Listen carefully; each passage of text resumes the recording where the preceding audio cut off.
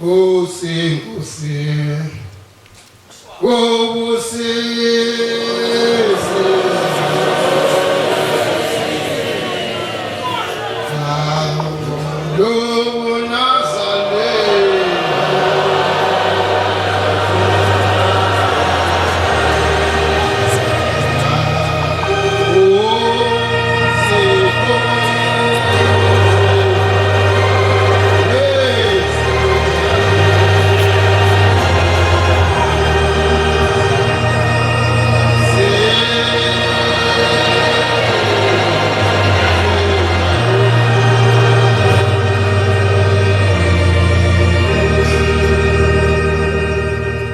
ngiyabonga bangcwele basezulwini ngoba la ekhaya sisezulwini kuyeke kudideke thina njengoba sabantu basemhlabeni. Uthi inkosi yamakhosi yenza isimangaliso ukukhombisa ukuthi umuntu wasezulwini ngoba kwathi ngomashi laphezulu yahlabela isihlabelelo sika-31 yabemesa udlalo lwezulu yathi sengishile sekwanele ngicela uNkulunkulu uhawukele umphefumulo wami. Uma sithi siyamlalela ehlabela leso sihlabelelo wasebeka umyalezo ukuthi kulungile ngiyahamba manje sengivumile. Ngiyahamba sengivumile.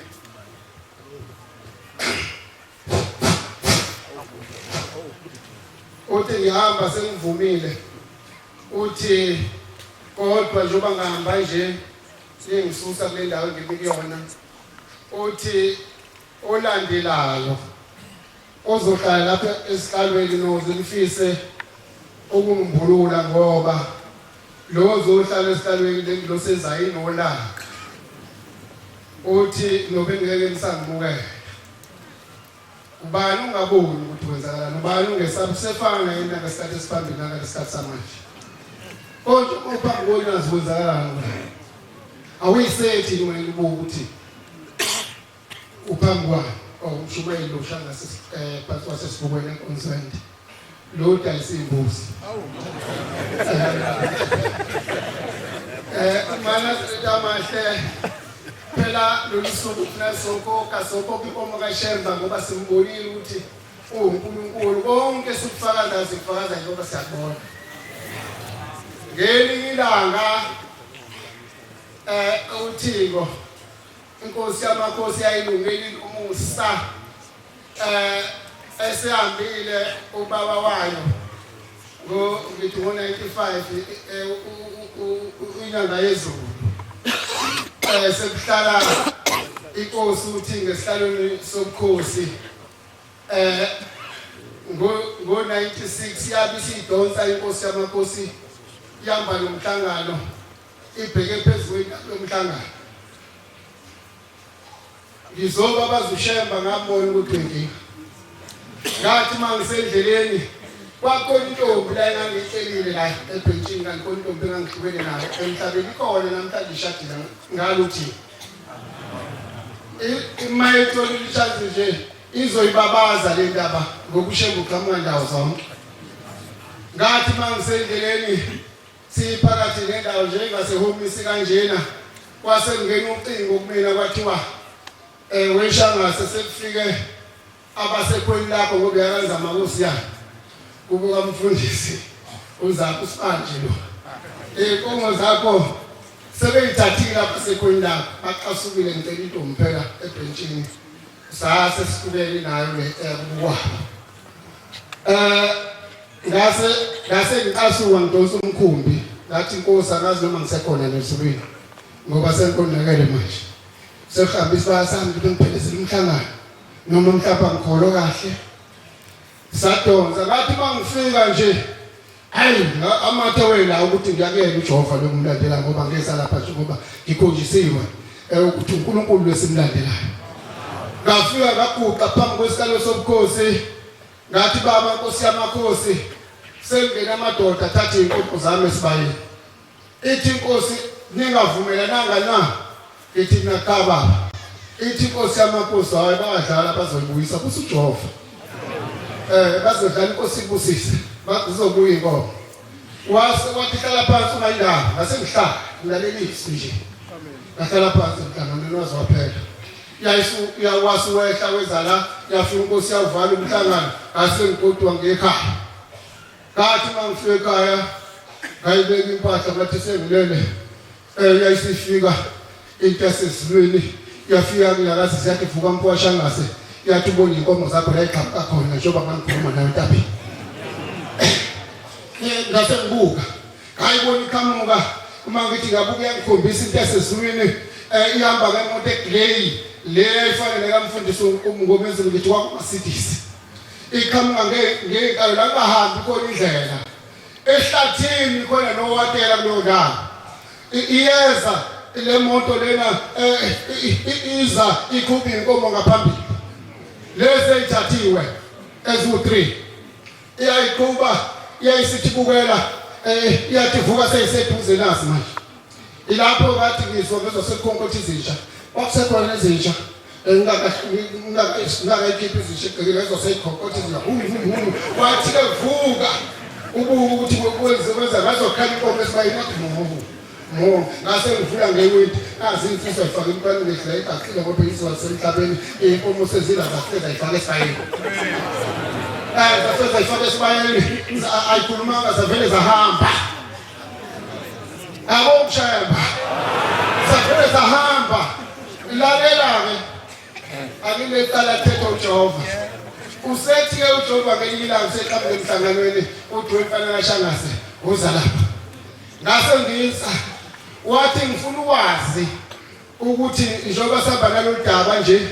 khona ngomkakho lo owamnyaka ngokuthi usushade nale ntombi usushade naye owayikethe ephakameni ebuhleni naqabana ngani makhothi ngathi baba ngezwe nje ufike inyevinyivi iyokuthi uthando luhlehle njengoba nami nizwa nehlehle uthando komakhothi esethethe lapha esikalweni ngezwe abantu amthilalelana mfana uswayibusela kuthina aboshemba uthi sokutshela ukuthi wonaka lapho uthi uyabona ngesikhathi ukhipha inkomo ufulela neno owawuyise kweni lakho okuzomkho wakho uthi bonakala lapho ayihambi inkomo ibofulela neno kube yendoda uma isuke iye emzini wendoda uthi lapho-ke abasezulwini babesebenza ukuqhekela umndeni wakhona lapho ekweni lakho nasenihlehlela kwasekuphela uthando uthi kodwa ngoba usuyibusele kuthina koshemba uthi sokulungisa le ndaba yakho uthi soyilungisa le ndaba yakho uthi uyayibona kesiqhamuka inkomo sobeka isithole esimnyama uthi esasithole esimnyama lesiya isona ngifuna usikhiphe wambe uyokhokha le nkomo abayibizanga ngoba yafa uthi lezi nkomo khona inkomo ezifika ngasengikhiphile zabheka khona lapha ezeyingane wathi kuzoba lezi nkomo eziwu4 wathi ulungise zokuhlala ngoba ngiyayithanda ifinish wathi lezi ezefinish uzoshada nomakhothi uthi ngithanda ukuthi ushade ngoba lalela la ukuthi nizathe ngizama uthanda ukuthi ushade njengokugqokela ingubo emhlophe uthi umuntu osuke nezingane ezalile ekhale eNtabeni akangene ezulwini igqokela uMnazaretha uthi ngakho ngifuna mongene ezulwini mfana uthi ngoba ngiyazi lasisuka khona nangempela wathi gijimile kweni lakho ngathi ngifike kweni lami ngafike ngabikela abasekhaya ngase ngisuka kweni lami ngathi mangifike kweni lami ngamtshela umntamo wami ngoba seshona umkhwami wathi oqala nje mkhwenyane ngifuna ukuvusela isithole uyayizwa into yasezulwini wathi ngifuna uvusela isithole bese siyakhuluma nawe ungakazivusela isithole ngeke sikhulume nawe ngathi mina ngiyavuma ngizosikhipha wathi mawuthi uzosikhipha kuya ngelanga elithile ngabuya ngelanga elithile wangivumela wathi ke umshado uzoba khona makhona lezi nkomo nalokhu ngashada inani zazo4 namhlanje ziwu6 wafozana nalezo 2 zabu6 umakhothi sihlelekele wathi iphunga lizophelela ngizwe namhlanje ngizwa ngoba basekhuluma basezulwini abantu amaqiniso ukuthi siyahlupheka nje ngesikhathi lapho lo muzi engangi ukwazoshada kwakho okwazoshada lo mama lo kwathi silapha ePhakameni sesishiya inkomo kuzoba khona umsebenzi zomshado zaseyiduka inkomo mase ngifika ekhaya isekho ngalala singekho ithengiwe bese sekujova phela sofika futhi lapha empingeni ukuthi uNkulunkulu sinomshado ekhaya inkomo ngiyafika isekho sabheka sabuye salala sathi kuseni ngavuka sabheka ngase ngithola la sekushaya imvula enkulu kanti sebusika ashaya imvula laseqhamuka uthi ngolo lesilaziyo njengoba befunda le yancwadi nje bebeyifunda ka13 something lapha uthi ngokwempela lasesibili yilapho khona eyaqhamuka into yasezulwini yeza singasazi ukuthi mase soyibamba kanjani isize lezi inkomo kule ntombi eshadisiwe uthi la donsa lafikela ngena esipayeni inkomo isinele sigwazile sohlinzwa kanjani lafikela manje laphuzuza thina sababaza kwakhalisa yona zathi hayi ulandela uNkulunkulu wangampela uthi ngazange ulubone suku lizongela Israyeli lapho nabantu uJehova lo ngathi vele ngilingelile phela ngathi uNkulunkulu sohlala naye kulo msebenzi usiyobusisa amazwi